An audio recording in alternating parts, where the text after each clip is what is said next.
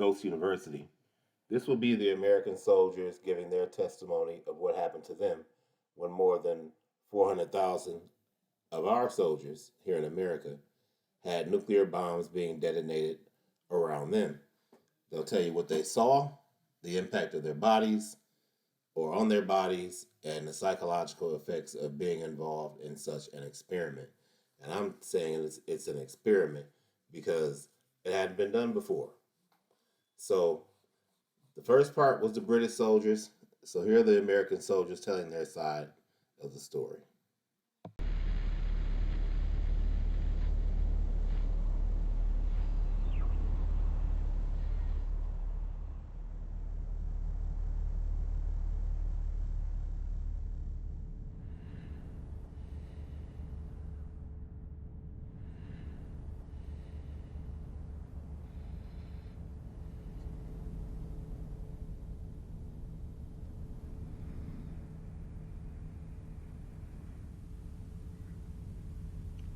Yes, I'm a little perplexed right now. Starting to think about things.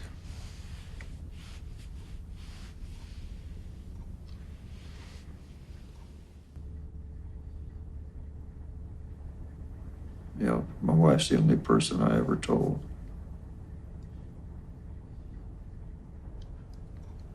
I never told anybody, not my parents, not my brother, not my best friends, not my wife. Nobody. I go in tears talking about it now. It's affected me. I'd like to think it hasn't affected me. I like to think I can tough it out and everything's okay. It has affected me. I will admit to it. You just saw a little bit of it now. I can't watch the bomb.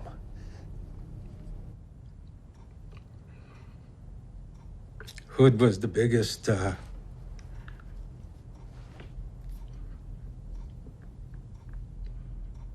kiloton bomb blown up within the continental United States.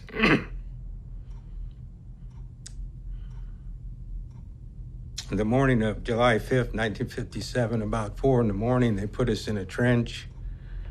I think it was a mile from ground zero or less.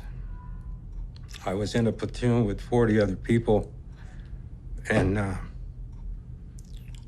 we had for protection, we just had our utility jackets, our weapons, helmets, and a gas mask.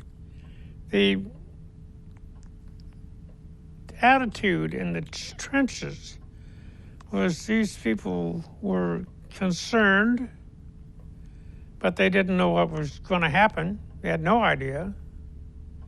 And these were well-trained men, so it would not have, I don't think they would have been afraid to go into combat, shoot people without any problem. But they didn't know what this bomb was. We followed the instructions, which were to crouch down, put our backs towards the shot, and bow our heads and cover our eyes. And we got to the point that everybody was basically in the trenches. They started the countdown. They went 59, 58, 57. I got my gas mask on. I had trouble cinching it down, and it got down to 9. I grabbed my helmet, put it up to my head about like that, and the bomb went off. It really was the most, I'll never experience anything like it again. I know that. It was completely daylight at midnight, brighter than the brightest day you ever saw. I cannot begin to describe the light that came into my eye. I was totally blinded. When I came out of the blindness, I saw my hands, and by this time I actually saw the blood vessels in my bones in my arm. You could literally just see every bone in there, everything. Even the guy's bones in the back that was in front of you. That's how bright the light was. To go from through the back of your head, through your eyes, and into your fingers, you're seeing your bones in your hands. How did it come through all that to get to your bones? that you could visually see them, like an X-ray. The light faded, and there's like streaks of lightning from the ground to the sky, about every 2 feet around you. And then that faded, and it was like giant fireballs in front of your eyes. When the wave hit me, it knocked me over. I actually flipped over. All of us fell down on the ground. The blast caught me in the face, broke my glasses, knocked me on my butt, put a whole bunch of shrapnel in my face. It's mostly like little glass beads that were melted glass beads in my neck, and had a hole in my neck and one in my lip. And it felt just like you would take a red-hot iron, like you iron with an iron on an ironing board, and put it to your neck. People screaming and running. There was panic. There was panic and people screaming because of the heat.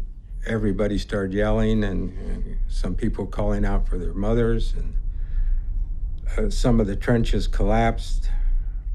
I don't know. It's like I had lost it. And I don't know why, because I'm losing it right now. The whole clump of ground, 10 yards this way, 15 yards this way, 10 yards back over here. A few guys were having a little trouble. They were throwing up. It was a normal thing, I guess. We had to dig 2 guys out. And we're standing there watching the mushroom cloud form, and you could see it with the naked eyes. Just sucked all the sand up.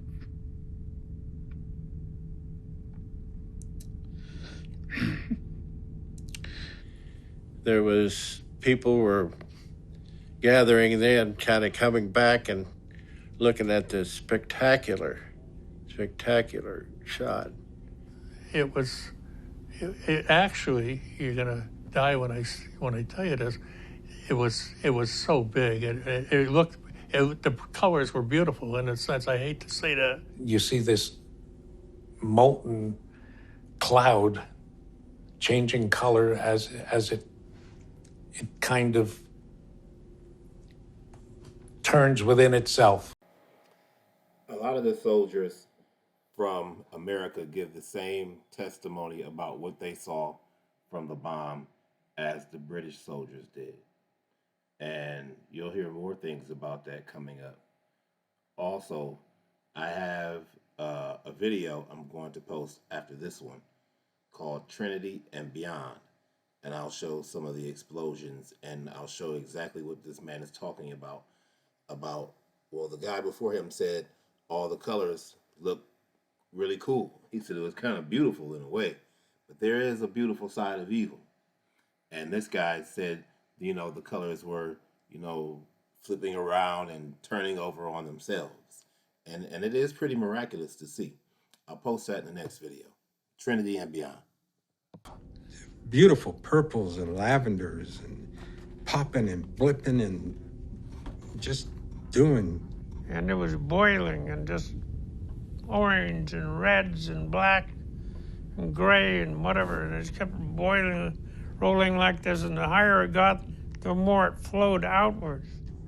That thing just it seems like it keeps on going and it keeps expanding. And then it reaches a point where it kind of colors up at the top. As it closed in, it was a huge red ring all the way around as far as you could see from the horizon And as it closed up like an aperture on a camera, on one side of the red ring was daylight, on the other side was night.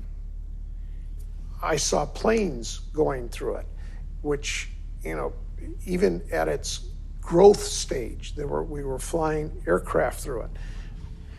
They took roll call, and there were 2 people that were missing, but we went on without them. Never found out again what happened to those 2.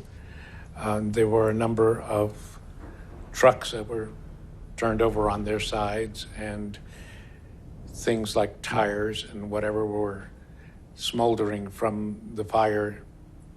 And I seen all the steel, from bulldozers, cranes, cars, trucks, everything completely destroyed. And when you see a bulldozer blade rip like paper, you know it's powerful. The tank retriever was the main thing. That huge chunk of metal ended up to be a puddle the size of a chair.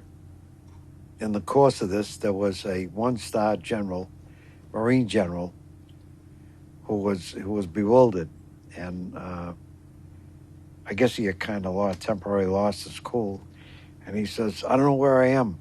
I've lost my men. I've lost my men." And I says, "Calm down, General." I says, "Look," I says, I've been in a few of these shots now. It's okay. We just got to wait till the dust settles a little bit. I have a theory. I don't know if it has any real credence or not. It's just a theory that they haven't used these bombs more often because it is so traumatic. They would have been barred these things a long time ago if more countries and peoples of the world knew what it was like for that to be brought upon you.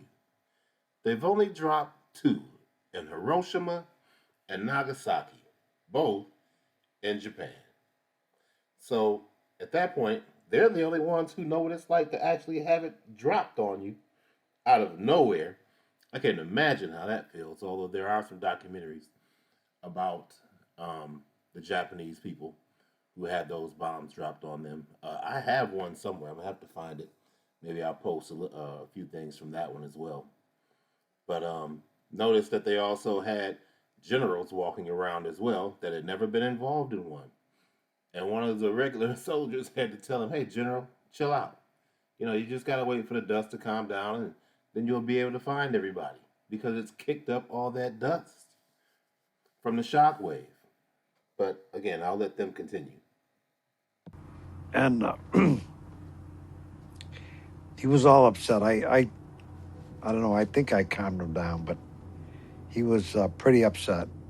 And I seen some guys coming towards us, like to the right of us, towards the bomb even. Like they were walking towards us as we were walking to the left of the blast.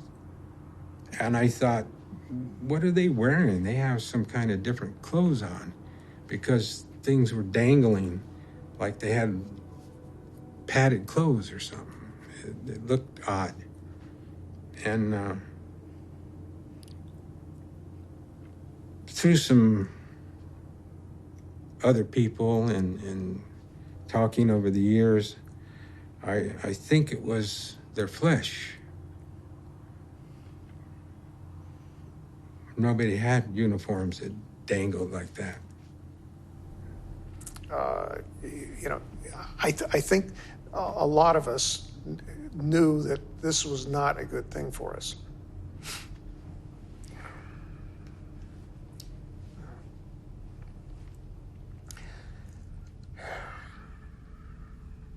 The only thing that they did for us was swore us to secrecy. We couldn't talk about it. We couldn't talk about it to anybody for $10,000 fine or 10 years in prison. Everyone was told that you're never, ever to discuss this again, that what you saw stays with you forever. You can't tell your wife, you can't tell your kids, and particularly you can't talk amongst yourself. So you can't turn to your buddy and say, "Gee, what'd you think of that shot?" or have any discussion regarding the atomic bomb. That's where the paranoia was. They put the fear of God in you. You know, when you start talking about treason, you can be executed. That's enough to, I mean, go to jail is one thing, but treason. It haunts me to think of what I had witnessed and not realized at the time the import of what we were doing at the time, actually serving as guinea pigs. We were just, it was like an experiment animal to use in a lab.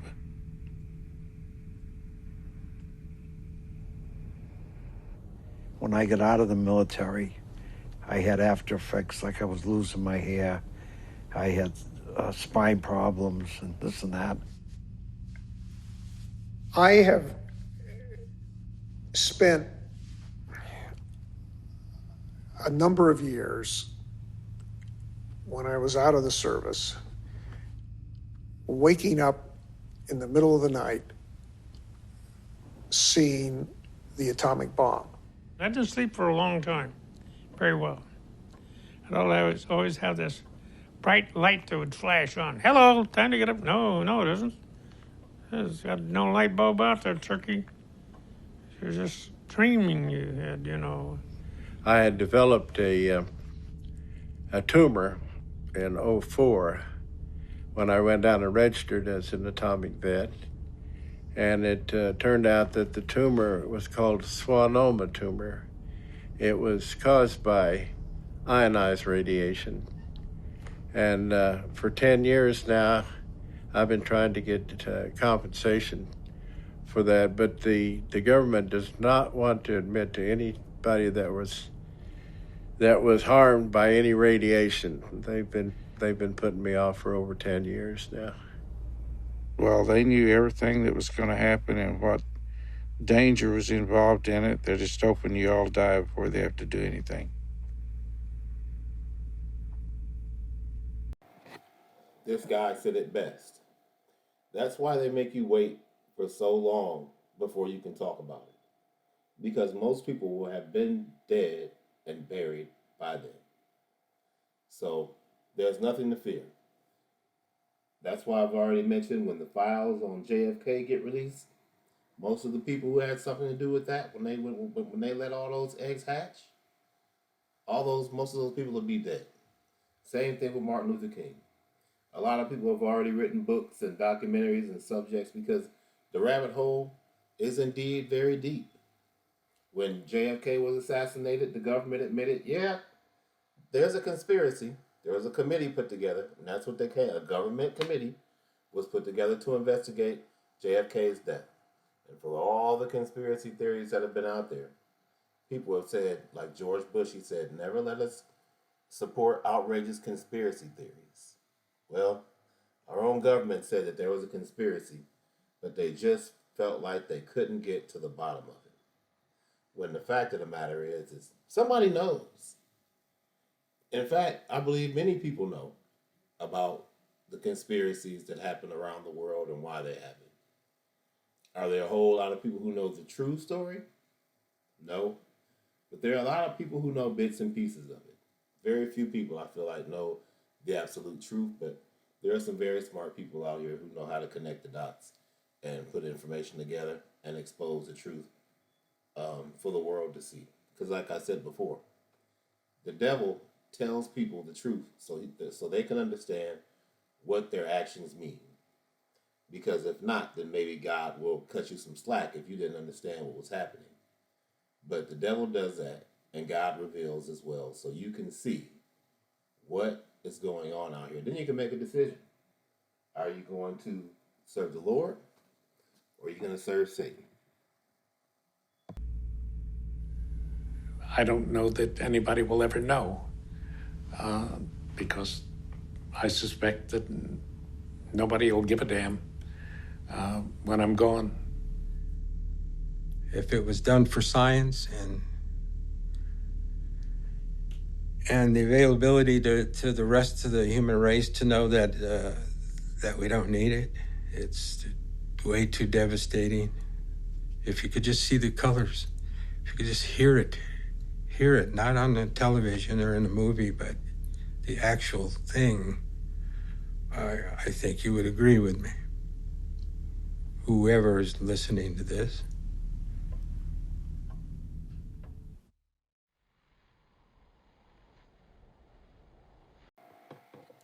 I wonder how many of these gentlemen are so-called conspiracy theorists.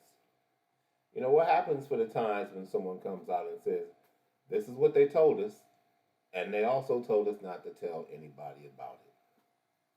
How many people have come out as whistleblowers and said that? And then the government turns around and act like that they don't know who those people are. Or there's a humongous smear campaign. Or those people get fired from their jobs. Or they come up missing. Or maybe even somehow they end up dead. How many of these gentlemen believe conspiracies about war? And how there is certain people who need to know and other people who don't know. Some people are going to tell the truth. Other people will provide misinformation and disinformation. But anyway, just some things to think about. I'll post Trinity and Beyond soon as I can. Thank you, Ghost University.